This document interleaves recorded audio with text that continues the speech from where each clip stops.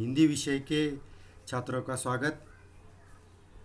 हमने पिछले लेक्चर में पाप के चार हथियार ये पाठ आधा देखा था, आधा हो गया था। अब आधा शुरू करते हैं। पान 32 पर देखिए, पाप के चार हथियार, पाप के चार शस्त्र अस्त्र, जो पाठ लिखा है कन्हैयालाल मिश्र प्रभाकर जी ने। पाप के चार शस्त्र: उपेक्षा, निंदा, हत्या और श्रद्धा। तो सुधारकों ने सुधारना करने के लिए अपने प्रयास से सत्य को जीतने का प्रयास किया, पर वो पाप के चार असर के कारण अपने कार्य में असफल रहे। तो सुधारक इन चार पाप के असरों के कारण असफल कैसे रहे, वो देखते हैं आगे। पान 32 पर देखिए। वैसे स्क्रीन पर भी मैंने वो पेज दिया है। सुधारक पापों के विरुद्ध विद्रोह का झंडा बुलंद करता है, तो पाप और उसका प्रतिनिधि पापी समाज की उसकी उपेक्षा करता है। कोई सुधारक उस पाप के चार असर के विरुद्ध जब अपना झंडा बुलंद करता है, तेज करता है, तो वह पाप और उसके पापी समाज उस सुधारक की उपेक्षा करता है, उसकी ओर ध्यान नहीं देता है, और कभी कभी कुछ सुन भी लेता है तो सुनकर हंस देता है। तो ये पापी वो सुधारक की सुधारना पर या सुधारक के कार्य पर ध्यान नहीं देता है, कभी कभी सुन भी ले तो वह हंस देता है, जैसे वह किसी पागल की बड़बड़ हो। सुधारक के कार्य को सुधारना को वो पाप या पापी बड़बड़ कहते हैं, बड़बड़ मानते हैं, प्रलाप मानते हैं। इन क्षणों में पाप का नारा होता है, अरे छोड़ो इसे और अपना काम करो। तब ये पापी सुधारक की ओर ध्यान नहीं देते हैं और कहते हैं कि छोड़ो इसे। किसे छोड़ो? सुधारक को छोड़ो, उसका कार्य को छोड़ो और अपना काम करो। सुधारक का सत्य उपेक्षा की इस रगड़ से कुछ तेज होता जाता है। सुधारक का जो कार्य है सत्य का, वह उपेक्षा के कारण, एक उपेक्षा होती है, उससे उसको कम स्थान दिया जाता है, रुकावट डाली जाती है। इससे सुधारक का सत्य और उपेक्षा के इस रगड़ से कार्य तेज होता है, उसके स्वर अब पहले से कुछ पैने हो जाते, पैने यानी धारदार, और कुछ ऊंचे भी। तब भी सुधारक पीछे नहीं हटता अपना कार्य करने के लिए। उनका कार्य तेज होता है, ऊंचा होता है। अब समाज का पाप विवश हो जाता है कि वह सुधारक की बातें सुने। लोग विवश हो जाते हैं कि अब हम सुधारक की बातें सुने, सुधारक क्या कहना चाहता है, क्या सुनाना चाहता है। ऐसा वह सुनता है और उस पर निंदा की बौछारें फेंकना लगता है। वह सुनता है, कौन सुनता है? पापी सुधारक की बातें सुनता है और उस पर बौछारें फेंकता है। सुधारक सत्य और समाज के पाप के बीच एक गलियों के दीवार खड़ी करने का प्रयत्न है। सुधारक का सत्य और समाज के पाप के बीच एक गालियों की दीवार है, वो खड़ी करने का सुधारक प्रयास करता है। समाज के पाप के बीच, सत्य और समाज के पाप के बीच दीवार खड़ी करने का सुधारक प्रयास करता है। जीवन अनुभवों का साक्षी है कि सुधारक के जो जितना समीप है, वह उसका उतना ही बड़ा निंदक होता है। यहाँ लेखक कन्हैयालाल मिश्र प्रभाकर जी का कहना है कि जीवन अनुभव का साक्षी है। सही बात है, किसी का भी जीवन अनुभव का साक्षी है। पर सुधारक के जो जितना समीप जाता है उतना ही बड़ा निंदक होता है। जीवन तो अनुभव पर चलता है और वही जीवन सुधारक के जितने पास जाता है उतना वह जीवन निंदक होता है। यही कारण है कि सुधारक को प्राय क्षेत्र बदलने पड़े। बाद में ये निष्कर्ष निकलता है कि वो पापी तो उसमें बदल नहीं होता है, पर जो सुधारक है उनको यह क्षेत्र बदलने पड़ते हैं। इन क्षणों में पाप का नारा होता है। जब सुधारक अपना क्षेत्र बदल ले तो पाप का नारा होता है।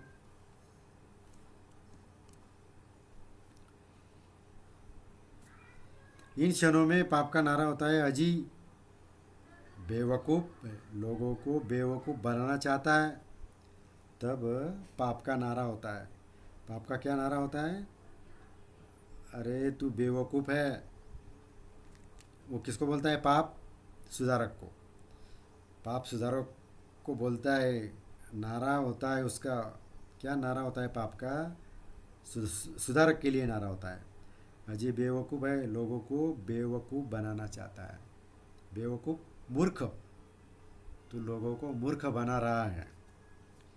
सुधारक का सत्य निंदा की इस रगड़ से और भी प्रखर हो जाता है। सुधारक का जो कार्य है सत्य का,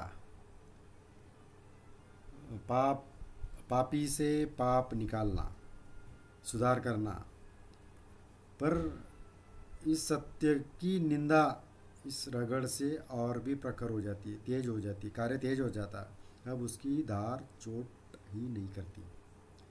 उसकी जो धार है तेज कार्य करने की, वह तेज धार चोट यानी जख्म, वो तेज धार किसी को जख्म नहीं करती। काटती भी है पर जख्म नहीं करती। पाप के लिए ये चोट धीरे धीरे असह्य उठती। पाप के लिए, पापी के लिए ये जो चोट है, जो जख्म है, वो धीरे धीरे असह्य उठती है और वह बौखला उठता है। ये धीरे धीरे वो जख्म सहने की उसे आदत पड़ जाती है और वह क्षमता उसमें आ जाती है और वो बौखला उठता है। बौखला उठता है, उसको आदत हो जाती है। वह सहने की उसको वो एक आदत हो जाती है। बौखला उठता है, मानो उनको हमेशा जैसा लगने लगता है। अब वह अपने सबसे तेज शस्त्रों को हाथ में लेता है। यह शस्त्र है हत्या। और वह एक शस्त्र हाथ में लेता है, वह है हत्या। यह पाप का तीसरा शस्त्र है। उपेक्षा, निंदा और ये तीसरा हत्या। हम देख रहे हैं एक एक करके। पहले हमने उपेक्षा देखी, पाप का पहला हथियार देखा। पाप का पहला हथियार उपेक्षा, फिर इसकी निंदा होती है, फिर इसकी हत्या होती है। ऐसे हम एक एक करके अब तीसरा पाप का हथियार, तीसरा हथियार शस्त्र, पाप का तीसरा शस्त्र या हथियार है हत्या। सुकारत के लिए यह जहर का प्याला है, तो ईसा के लिए सूली। सुकारन जो साहित्य है, साहित्य में यह एक जहर का प्याला है पाप, तो ईसा के लिए सूली पर लटक जाना। दयानंद के लिए ये पीसा कांच है। दयानंद जानते हैं इतिहास में? दयानंद ये आर्य समाज के संस्थापक स्वामी दयानंद सरस्वती नाम से जाने जाते हैं। वह एक समाज सुधारक के रूप में भी जाने जाते हैं। उन्होंने योग शास्त्र तथा वैद्यक शास्त्र का भी ज्ञान प्राप्त किया था। किसने? दयानंद। तो दयानंद के लिए ये पीसा कांच है। कांच काटने वाला। इन क्षणों में पाप का नारा होता है, वो मैं तुम्हें खिलौना समझता रहा और तुम सांप निकले। तब पाप का नारा होता है। पाप का क्या नारा होता है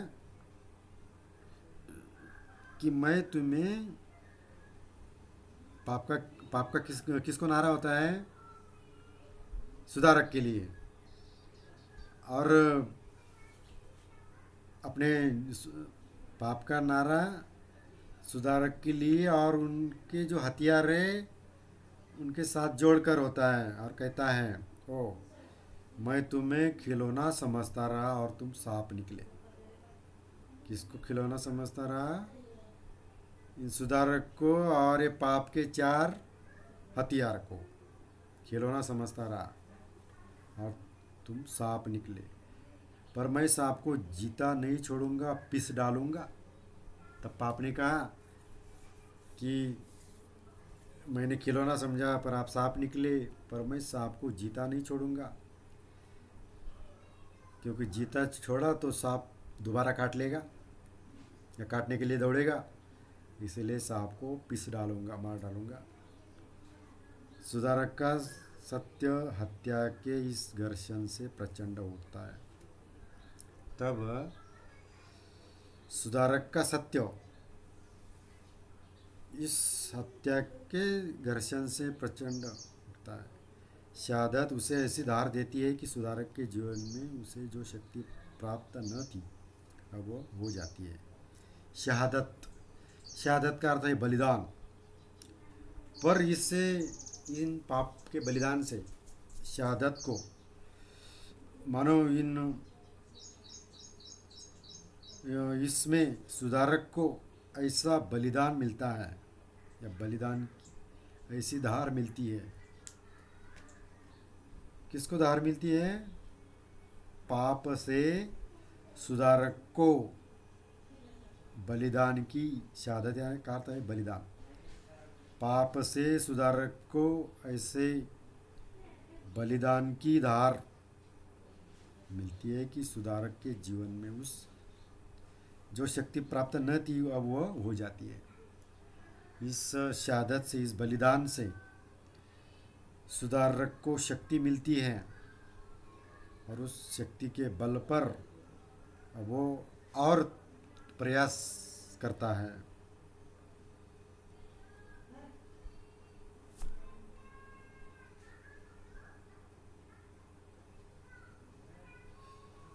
और वो कार्य करता है। वह सूर्यों का ताप और प्रकाश उसमें समा जाता है, बिजलियों की कड़क और तूफानों का वेग भी। सूर्यों का ताप, सूर्य जितना तपता है और सारा तपना, और प्रकाश,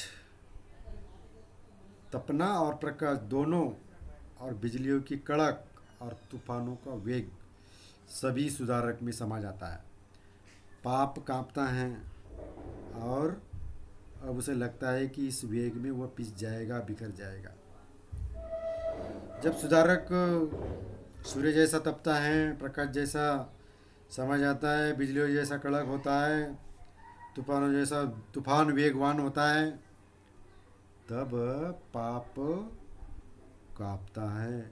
अब उसे लगता है कि उस वेग में वो पिस जाएगा, बिखर जाएगा। तब लगता है उनको, किसको? पाप को, कि मैं अब पिस जाऊंगा, मैं टूटा फूटा जाऊंगा। तब पाप अपना ब्रह्मास्त्र तोलता है और तोलकर सत्य पर फेंकता है।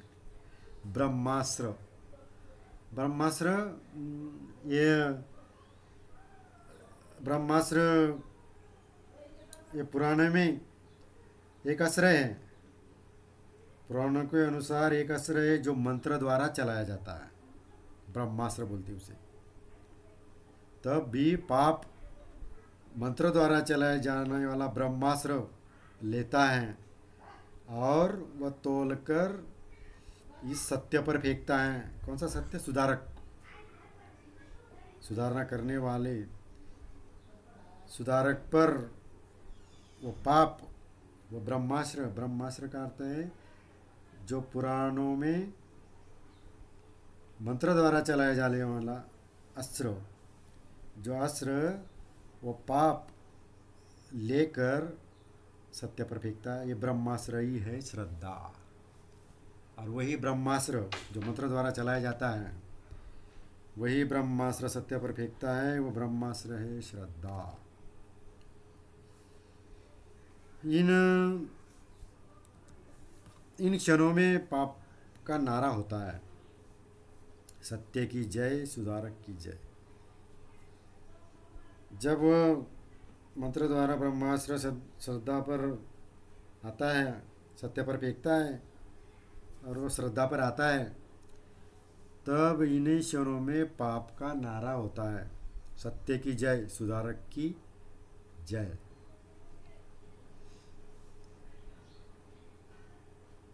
अब वह सुधारक की करने लगता है चरण वंदना और उसके सत्य की महिमा का गान और बखान। बखान यानी वर्णन। तब सुधारक की करने लगता है। अब वह मानो वह पाप सुधारक की करने लगता है चरण वंदना और उसके सत्य की महिमा का गान और बखान। बखान यानी वर्णन। तब पाप सुधारक का पैर छूता है और सत्य की महिमा का बखान मानो वर्णन करता है। सुधारक होता है करुणाशील और उसका सत्य सरल विश्वासी। सुधारक का जो कार्य है वो करुणाशील है और सत्य जो है सरल विश्वासी है। वो पहले चौंकता है, फिर कोमल पड़ जाता है, तब उसका विवेक बन जाता है, शांता और वातावरण में छा जाता है सुकुमारता। पहले चौंकता है, कोमल पड़ता है, बाद में वातावरण में छा जाता है सुकुमार।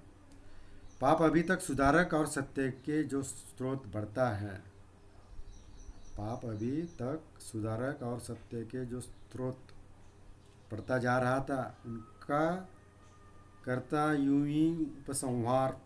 सुधारक महान है। सुधारक कैसा है? महान है, लोकोत्तर है, मानव नहीं है, वो तो भाग्यवान है, तीर्थकार है, अवतार है, पैगंबर है, संत है। कौन? सुधारक। सुधारक ऐसा है जो महान है, मानव है, भगवान है, तीर्थकर है, अवतार है, पैगंबर है, संत है। उसकी वाणी में जो सत्य है वो स्वर्ग का अमृत है। किसकी वाणी में सत्य है और वो स्वर्ग का अमृत है? सुधारक की वाणी में। वह हमारा वंदनीय है, स्मरणीय है, स्मरण याद रखने वाला। पर हम पृथ्वी के साधारण मनुष्य के लिए वैसा बनना असंभव है। साधारण मानव ऐसा सुधारक जैसा नहीं बन पाता, ये बात असंभव है। उस सत्य को जीवन में उतारना हमारा आदर्श है। पर वो सुधारक का कार्य जीवन में उतारना हमारे लिए एक आदर्श है। आदर्श को कब कहाँ कौन पा सकता है? आदर्श है तो जीवन में वो आदर्श उतारना ही चाहिए। और इसके बाद उसका नारा हो जाता है, किसका नारा हो जाता है? सुधारक का। महाप्रभु सुधारक वंदनीय है, उसका सत्य महान है, वो लोकोत्तर है। वो एक वंदनीय है, सत्य है, लोकोत्तर है। लोकोत्तर लोगों द्वारा माने जाने वाला, या लोकों में से, लोकोत्तर लोकों में से सम्मिलित होने वाला लोकोत्तर है। यह नारा ऊंचा उठता रहता है, अधिक से अधिक दूर तक उसकी गूंज फैलती रहती है। नारा फैलता है, उसकी गूंज फैलती है, लोग उसमें शामिल होते रहते हैं। पर अब उसका ध्यान सुधारक में नहीं, उसकी लोकोत्तरता में समाया रहता है। अब उसका ध्यान लोकोत्तर में समाया रहता है।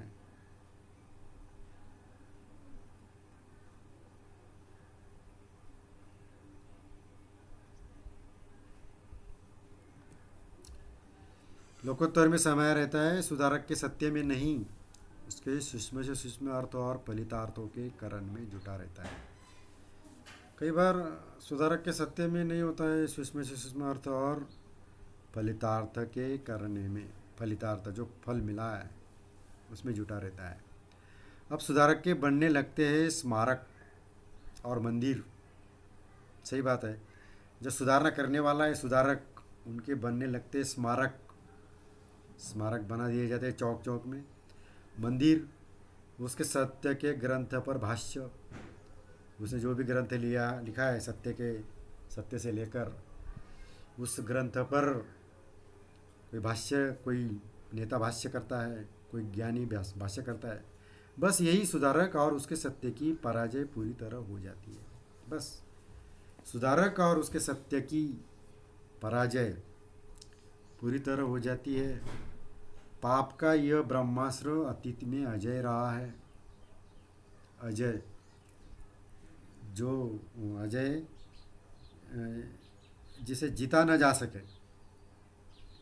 अजय, अजय का जय, जय जय समझते हैं आप, जय जीतने वाला। और अजय जिसे जीता न जा सके। पाप का ये जो ब्रह्मास्त्र है, ब्रह्मास्त्र जो मंत्र द्वारा चलाया जाता है, पाप का जो ये ब्रह्मास्त्र है वह अजय रहा। मानो पाप का ये ब्रह्मास्त्र को कभी भी जीता नहीं जा सकता और वर्तमान में भी अजय है। वर्तमान में भी यह पापी का पाप कोई उसे जीत नहीं सकता। कौन कह सकता है कि भविष्य में कभी कोई इसकी अजयता को खंडित कर सकेगा या नहीं? कौन कह सकता है कि आगे आने वाले भविष्य में इस पापी पर कोई जीत सकेगा? अजयता यानी जीता नहीं जाने वाला, अजय। कौन कह सका कि भविष्य में ऐसा कोई नहीं है कि इस पाप पर कोई जीत सके या उसे खंडित कर सके या नहीं? प्रश्न चिन्ह है। आगे का भविष्य में कोई नहीं बता सकता है कि इस पाप पर कोई जीतेगा या उसको खंडित करेगा, या आगे का कोई नहीं बता सकता है।